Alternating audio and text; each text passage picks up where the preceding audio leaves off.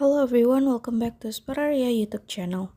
Alright guys, so yeah, in this video I would like to share you a tutorial on how to double tap to turn on and turn off screen on Poco M7 Pro.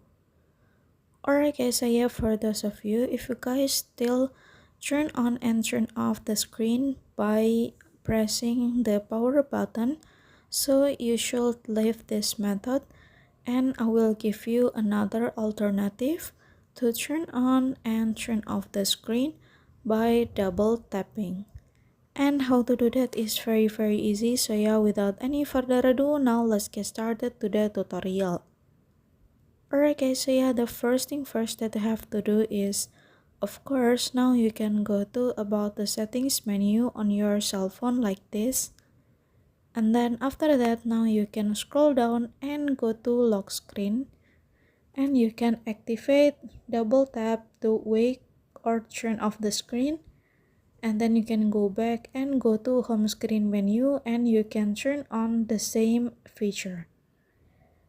And then now you can see you can double tap to turn off and double tap to turn on.